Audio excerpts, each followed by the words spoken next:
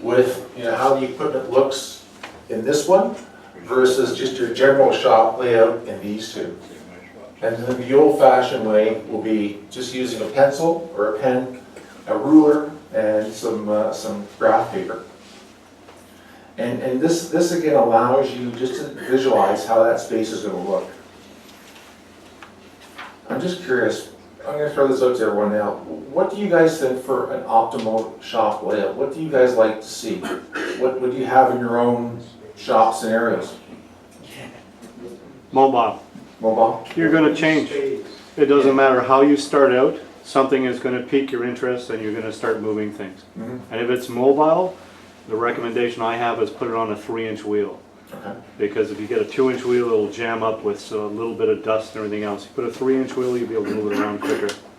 But the key I find, the power is good to have around, but chances are, as you develop different interests or have different projects, mobility is one of the key things to have. Yeah. So if you can put it on a table and move it around, perfect. It may stay stationary for 90% of the time, but if you need to move it, it's fantastic. Do you have certain tools that you've allotted in certain areas of the shop, or you just keep moving them around? Now, lay stays in a certain area of the shop, and I've got the grinder beside it. Like you said, you collect the tools that you use around the area. For lays are specific, so there's sharpening and there's your tool layout and the lathe itself, and then dust collection for the dust. Yeah. Whereas the table saw is more mobile. I have an outfeed bench, so that's if you've got a table saw, you're better off having an outfeed bench, but that doesn't mean that both are fixed entities. Both of them are mobile. So if I have to move it, I will move it. Yeah. But it doesn't get moved very often. But the other devices are all on bases. They roll wherever I feel I need to use them. How about everybody else? What do you guys think? Deal? Open space and storage. Okay. Wait. I think you got to keep in mind that your shop is a work in progress, and like Chris says, you'll get your shop laid out. I know I did with mine, and I thought I was exactly the way I wanted. But eventually you start doing stuff, and that's when you know where you really want it. You know, so you put something here which you think is ideal, and then you start working and go, oh shit, I think I'll move that. So you're a good example, because you built your space specifically for your workshop, Yeah. right? Did you lay everything out? Did you have everything all set the way you wanted beforehand once you had the framework up in the shop, or you just kind of went? Do you have an idea of where you wanted to place I it? had a rough idea where I wanted it. Yeah. The key I found for me, because I have a wood stove, obviously I put it in the corner. That way somebody suggests I put it in the middle of my wall. I have a 32-foot, 12 by 32.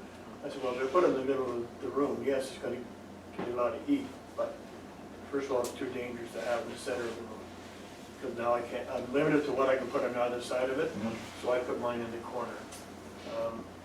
And I guess the other thing I would say is to utilize your space, like everything, we all have, you never build as big as you want. Whenever you get, some guys, you build 120, if you build a 30 by 30, when you start working, you wish you had built a 40 by 40 kind of thing, Yeah. But there's a lot of space, a lot of places that you utilize every inch. Dick Weatherall is. Well, Dick is a classic example of utilizing the space. Dick has it down to a science that when he's doing something long, he cut a hole in the door so that you go through the door, and this little knob pulls that one, and this goes around here, and that goes in there. Yes. One of the things you can do, and I'm going to do it, I lost out on the router table top a while ago because Mike Cutter had better options on it. Mike got it for free, and I offered money. Figure that one out. I had a suggestion from a friend of mine. I'm going to put my router table in my table saw. I can do that. I found it. To me, it's not going to be in the way, and I'm not taking up any more space. I'm using that space for the table saw as it is. So. Well, one of the things that I found as I was researching was that you've got flip-top models in order which you can have your jointer on one end, and then you can flip the table, and you've got the planer on the other side, you've got something else, a random orbital sander. So there's ways to optimize the space and get, out of a 2-foot area, you can get 2 tools in one. It's just a matter of flipping and being mobile, as Chris says as well. Wayne? I find I'm part of what Krista says is bang on, but the other thing it is when you're planning the project, I do all of my certain log cuts on my table saw, I get all of them done first. And then I'm gonna be blown over, I'm gonna be using the chop saw, do all the chop saw. Because I just have a single car garage and there's not. So yours is a shared space then? Not shared, it's a single car garage. So you don't bring the car in at all, the car's always outside? Yeah. Okay. Cars outside. But I mean, if you plan your project, even limited sizes, you Yeah. can do a fair amount. Yeah, and I think that's why using the tools that are on the internet that are available are a great resource. John? I have a suggestion. When I put an addition on my shop, like a double the size, instead of drywall on it, I put up particle board all Yeah. around. So that when you're putting up your wire, you're not in the middle of a stud or something like that. You're trying to staple the wire to the wall, at least the wood's there all the time. Yeah, You great gotta watch suggestion. your studs and everything. Yeah, no, great suggestion. Anyone else on layout? Yes, sir. My shop is about to shrink because it's winter and she who must be obeyed wants her car in the garage. So I'm suggesting the process by next week she'll have her half. So I'm moving all the tools to the other side. There's no snow, tell her to meet her outside. Or by spring I'll take over the whole thing again. Yeah, okay, perfect. So then, just looking at fixed versus mobile, I've got some examples. I mean, typically the table saw is typically a fixed base unit, but as Chris says, you can have it on wheels. A lathe, we've got ours on wheels here. I have the exact same lathe at home, and it's on wheels as well. So, in any fixed base unit, you can adapt to and put it on wheels and have it mobile around your shop. And I think that is something that you're going to have to determine when you lay out your shop, your space, and what you want for essential tools, really, is what it boils down to.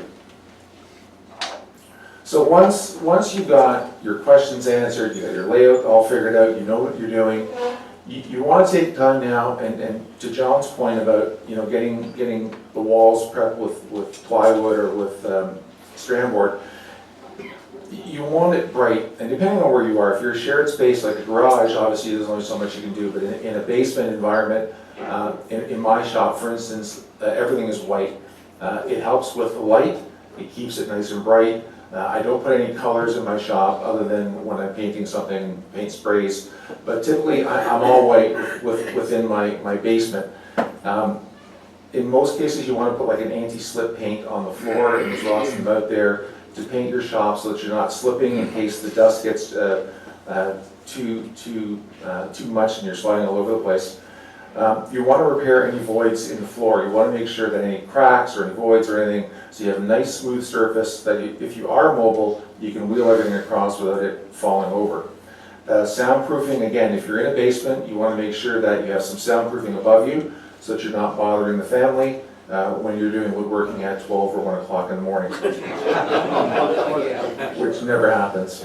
Add any cabinet or storage space as much as you can. If you have plywood up on the walls instead of drywall, I think that's a great option if you can afford to do it, because you now have wood surface all the way around, and you can basically put your cabinets anywhere you want. Again, build out a dedicated dust collection system. I just got mine done on the weekend finally.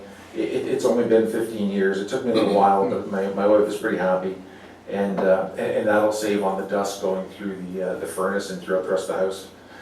Install any safety equipment again as required. Look at fire extinguishers. Wayne, what else? You're the hazard guy. First aid kit. First aid kit, thank you. Yep. If you have a shop that's on its own, make sure you have 2 exits. Yep. If you can. If you can. Yeah. I mean, I know guys have garages, the only other exit in the house are Yeah. double doors. So again, you want to look at these things. So Gord, as you're building in your shop, you want to think about just exits and safety equipment. Just as one more thing, Robin, it's not really a safety, but it's a help. Wherever you can put a rubber mat of some sort, like I have a rubber Any mat. fatigue mats? Yeah, I have a rubber mat where at my lathe, because when I'm using, we all know when you're using your lathe, you're there a long time. And before I got the mat, I would come in at night and my calves and everything was hurting. So